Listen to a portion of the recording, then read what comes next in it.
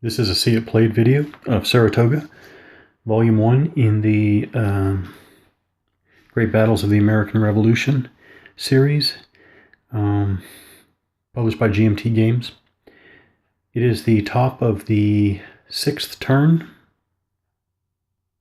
Initiative phase, each player rolls a die. They may modify it, or it is modified with Army morale. At this point, both sides are at normal unit morale. So there is, both sides is at +1 initiative. So it cancels out. So the British roll a 4 modified to 5, and the Americans rolled a 2 +1 modified to 3. The British have the initiative. Now, to recap, the British have 1 momentum marker and the Americans have 1 momentum marker, but neither side will use it to seize the initiative or to try to seize the initiative with a DRM this turn. So the British are the initiative player turn. They're going to execute movement. So in summary, for the movement phase, shattered units may not move. The British don't have any shattered units. Shattered units would be marked with a bright yellow shattered marker. British don't have any of those right now. Disrupted units may only move 1 hex. Those are units marked with the D there. British don't have any disrupted units. Now, pinned units, the British have left over from previous turn. British have 3 pinned stacks here. This is the American pinned stack, but British have these 3 pinned stacks. So there's an option here. Pinned units may move only if they do not end their move adjacent to an enemy unit and the phasing player reduces his army morale. Basically, the British army is already down 3 in morale. Yeah, just to review, the British army is at 12. American army is at maxed out at 15. To move those pin units and lose or pay an army morale point, bringing us down to basically the last box of the normal high morale category.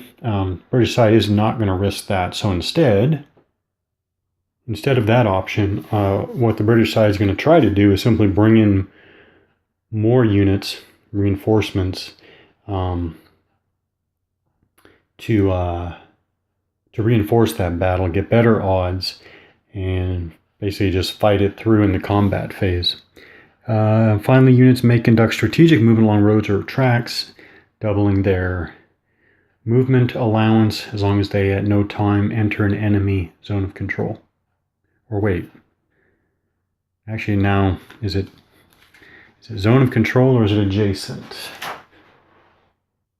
Yeah, just to clarify, it's not zone of control, it's adjacent. So strategic movement, double your movement allowance along tracks or road, as long as you do not move adjacent to an enemy at any point during the move. Just to point out some things. So here's the American stack that is pinned. One of them is a rifle unit. That's Morgan's rifles. I'm trying to get some more British forces from the British side into this combat. So here's an example of how these work. The bottom line is entering or exiting a rifle unit's ZOC adds 1 to your movement cost. Now, first question is, does the rifle unit lose that? Does the rifle unit lose its ZOC while it's pinned? Answer is no. Shattered and disrupted units lose their ZOC, but not pinned units. So basically, the first thing is Morgan's rifles still has their ZOC, zone of control. So for the regular infantry, British infantry grenadiers here, stacked with Fraser, for them to get into this adjacent hex to take part in this combat, they can't do it. They could do it if this were not a rifle unit, because they would go 1, 1.5 for each of these wood hex, so it's 2.5 and 4. Yeah, 4, which is all their movement allowance to get to here, except they can't do that because to get into this hex is in the ZOC of the rifle unit, which means that they're actually paying an extra movement point for this hex, which means they go to 5, which is beyond their movement allowance. So just to show how that works, that's not going to work. Now, this light unit is only paying 1 per forest hex. So the light unit could go 1, 2, plus 1 for the Zoc 3.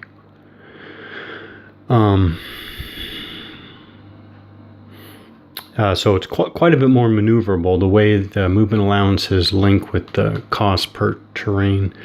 But the light unit is also paying an extra 1 to enter the Zoc, the Zoc of the rifle unit.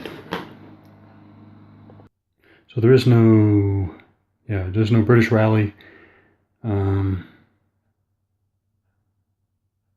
there's no American defensive artillery fire. So we're going on to the rifle fire phase. Interestingly, Morgan's rifles are still pinned, so I'll figure out. I don't think they can fire. But down here, since the Germans and Fraser and the British Grenadiers pushed on to press Arnold at his line, the Jaegers, a light infantry rifle armed unit, is going to do rifle fire against New Hampshire. Now, you choose an individual target, so adjacent. So there's only the 1st New Hampshire infantry as a target, but I'm going to figure out what there's a special rule for the Jaegers. So I'm going to check on that first, and then we'll go through the steps for the rifle fire phase British side. Okay, so I think that the Jaegers qualify for their special firing technique, which is an advanced rule, which I would definitely, I'm playing with. The two criteria that I'm thinking of are: 1, they are not in clear crop terrain; they're actually in forest right here, and there is an open flank. There is a valid flank hex. So both flanks, I think, qualify as valid flank hexes in this case. So the result is basically the Jaegers are going to roll two dice in their attack. They can still only cause only one will be the resolution die, but obviously increases your chances of getting a desired result. Okay, let me make sure I get this right. You're rolling 2 die on the 2 hit table.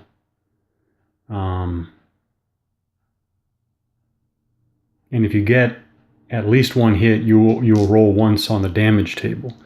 But you can still only get 1 hit. You're just increasing your chances of getting that hit. So the strength of the Jaegers is 1. It's adjacent hex, so it's 7. Target's light infantry, no. Target is in forest hex, so it's -1. But this is where I should have, of course I should have made a side notation, but I didn't realize my play would be broken up over several different time periods. So I think this is the Jaeger's first fire attack during this game. So that's +1, so that will counter the forest terrain. So it's even, but 2 rolls, 7 or plus. There we go. So here, the Jaegers rolled 2 7s, but this qualifies as a hit. 1 hit. So now we roll on the fire damage table. This is a non-artillery target. Oh, and they get the lowest possible roll of 0. So the result is -1 army morale. So the Americans drop from morale 15 to 14. And that is the British rifle fire phase. So we'll go on to close combat. All right, so British close combat phase. First, designate all attacks. Understanding that the game has pretty strict mandatory combat rules, but we have 2. We're adjacent to Arnold and his American regulars there. And again, we're going to attack again this whole combat that resulted in a pin last turn. I managed to use the light units' greater mobility to get around on both flanks of the American defenders there. So now we'll remove all pin markers, and then we'll conduct these 2 close combats, any order the attacker desires. Okay, first is determine odds ratio. I came up with 17 on the British side, attacking 6 on the American side.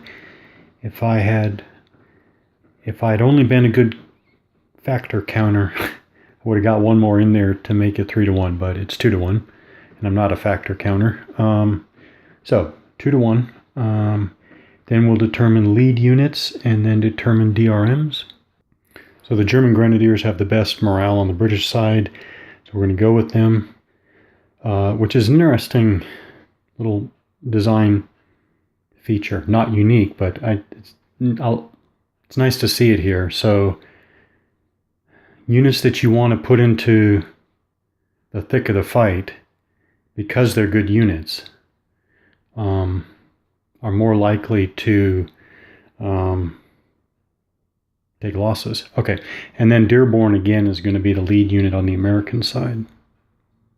Okay, by my calculation, all the DRMs cancel each other out, so it's just nil. But to note, the Americans are not surrounded because the wooded hex, the forest hex behind the Americans, the Zocs of the chasseurs here on both sides, Zocs are exerted out of forest hexes but not into forest hexes. So basically these chasseurs are not exerting a Zoc into this wooded hex, this forest hex, and so therefore the Americans are not surrounded. So now we'll choose our tactics chits, and of note, I'll say up front, on the British side there's no leader influencing this, and so on the British side they're limited to the first 4, which by the way is nicely summarized on the chart, but they're limited to, well, they're the attacker, they're limited to skirmish, echelon, stand fast, withdraw, because they don't have, see these ones, frontal assault, commit reserve, require a leader, and the last 2, turn flank and refuse flank, require a leader and an open flank. So, but the British are going to be limited to the first 4. And then again, Morgan acts, basically can use a tactics chit with his own stack. So on the American side as defenders, they can choose the default 4 plus frontal assault or commit reserve. So we'll do that. So the British chose attack and echelon, and Morgan chose commit reserve.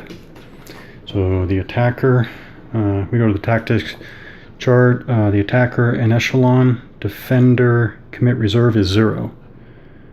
So that's good, despite the grim situation for the Americans.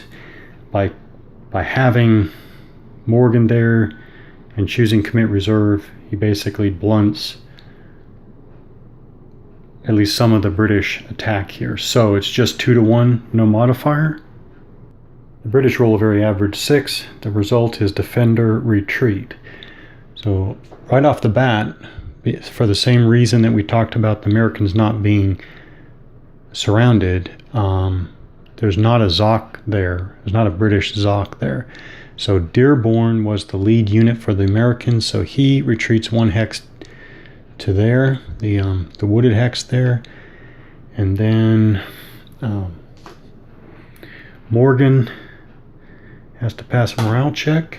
Oh, and he rolled a 0 + 2 for unit, no modifier for army morale.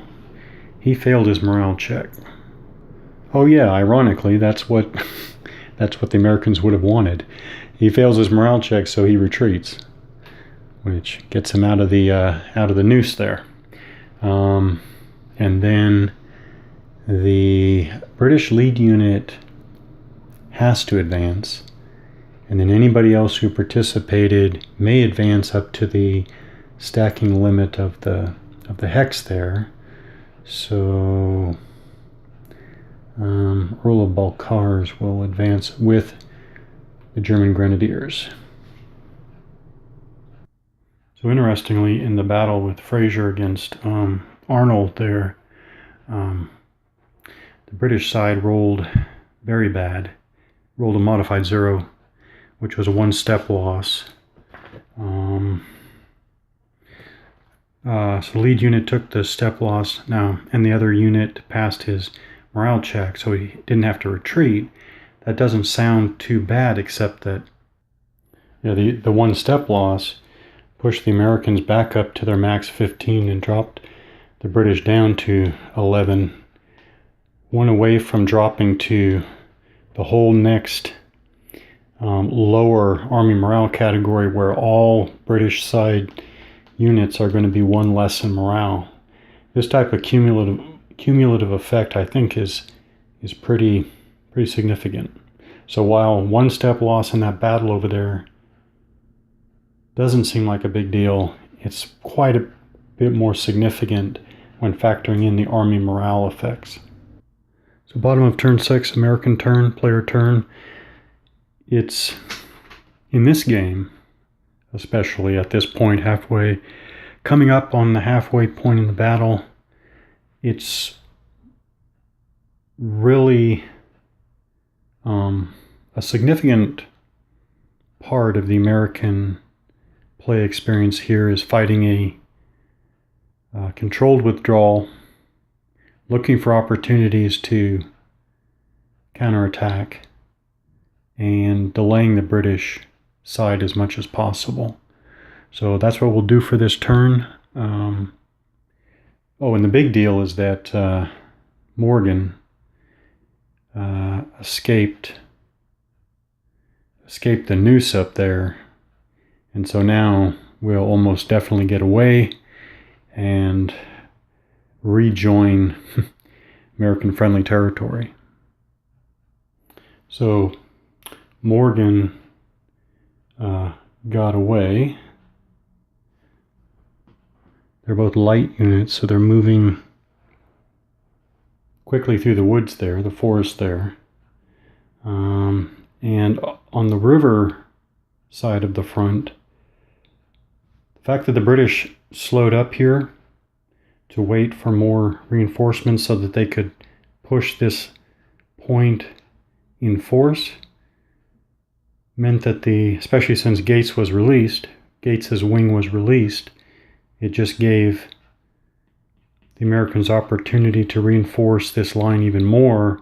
So basically now the British are facing a pretty strong line between the river and the slopes here and the ravine, and not to mention Mill Creek. So not good for the British. So top of the 7th turn, as with so many other games of this scale and scope that have basically variable player turn order, the Americans had the bottom of the 6th. Now they have the top of the 7th, 2 turns in a row.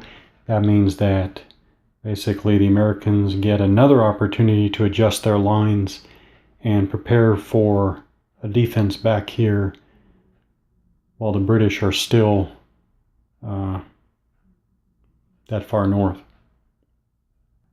So bottom of the 7th, British player turn, movement phase. So the Americans reinforced on the river side of the front. They basically holding a moderately strong line at the middle branch, and so the British need to pick up and try to put pressure again. Now they're going up against strong defenses there, but we'll see what they can do. In any case, the Americans have pulled back, so the British can now decide. One advantage of the attacker is you choose the place and time of contact, so we'll see what the British side can do.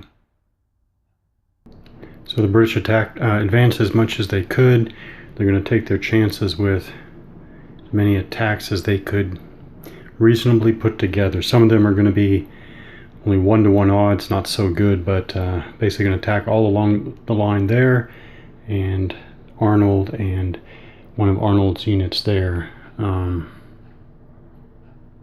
tried to get an opportunity for a diversionary attack over here, but didn't seem to come together. So these are going to be straight on normal close combats. So for the American Defensive Artillery fire phase, the American artillery, Hall's artillery there, fired adjacent and forced Air Prince unit to retreat. So I guess that now means that this American unit's going to have to attack, both of these together. Not good. So on the Freeman's Farm side of the line, we had combats go each way. So Fraser pushed back Arnold, and Fraser got across Middle Creek. And here, when the Germans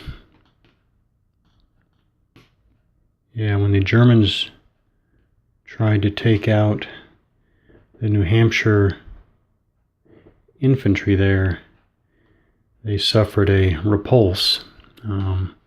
Lead unit disrupted, and another German unit failed morale test and retreated one.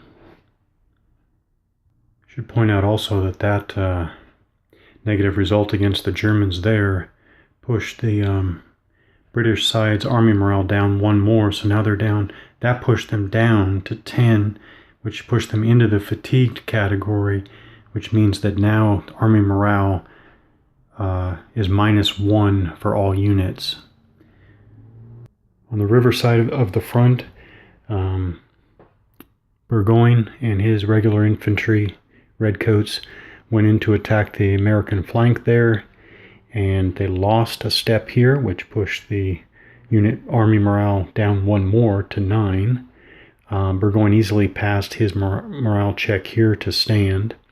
And over here, the one British unit that had to attack all these Americans at the worst 1-3 odds actually pulled off a pin result, which isn't that bad considering the steep odds it was facing.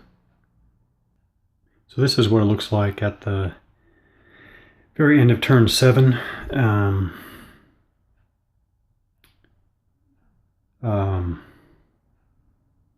I would just push the British as hard as I could at this point, but the British might start quickly crumbling army morale wise.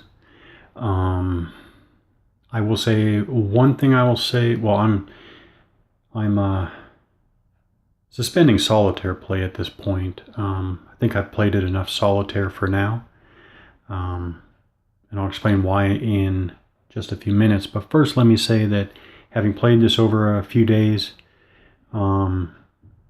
my opinion of it has actually gone up. My morale level playing this game solitaire has gone up in the last 24 hours, thinking about the game in between plays here. I think it is, I never thought that it was the level of Rebels and Redcoats, but I did wonder to what extent it really was going to go beyond Rebels and Redcoats. But no, it's now that I've had time to play and think about it, it's a clever little design. I think it's a good, solid design for what it is. And what it is again the scale, scope, and format. Especially again, we're talking an army, American army of about 40 units. A battlefield that's about 25 by 50 hexes or so. 12 turns altogether.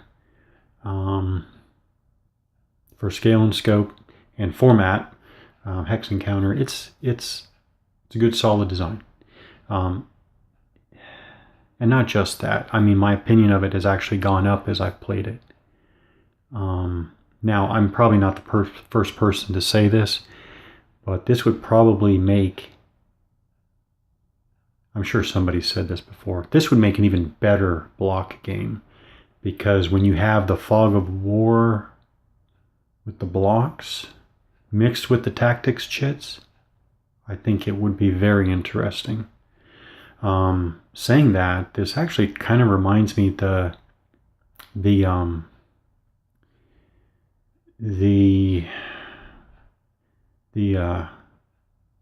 structure of the game strategies is fairly reminiscent of Columbia games, the Quebec game and the 1812 game, in the sense that there are these at each part of the game, right? Early game, mid game, late game. There are really 2, 3, maybe 4 major strategies or strategic approaches. And so it's interesting to see how those work together from one part of the game to the next, and how the randomness, random outcomes influence that.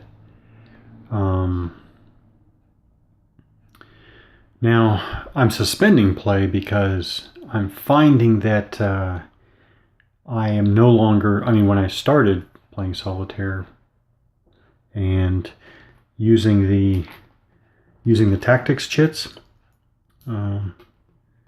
early on,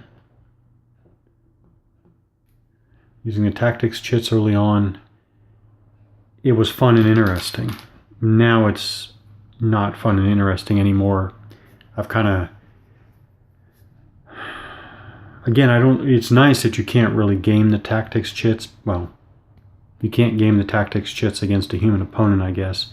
But tactics chits aren't working anymore in solitaire. And then I thought, well, why don't I just take them out? If I take them out, then it's too formulaic to continue playing much more. But definitely look forward to playing this face to face, and I think it will be a much better experience that way. Good game. Well, no major rules issues that I could see. I still wonder, I guess, the design rationale between some of these modifiers for the attacker and defender tactical options, but maybe I'm misinterpreting some of these terms. Not sure. What else? No, that's about it. No major issues interpreting the map. Yeah.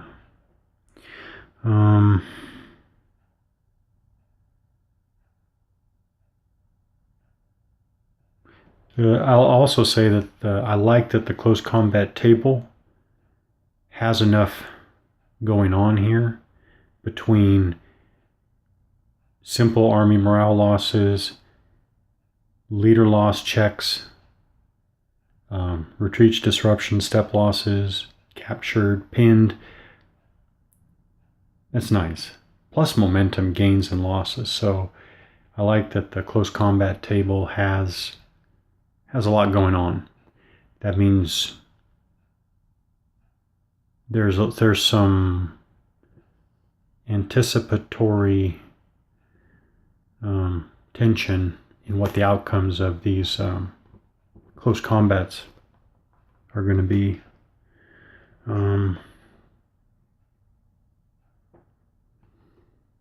Yeah, some of the things like the army morale and the tactics chits, pretty much they appear pretty much necessary to keep a game like this interesting.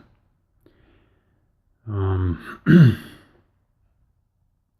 think that's about it for my solitaire gaming look at Saratoga, Volume 1 in the Great Battles of the American Revolution series.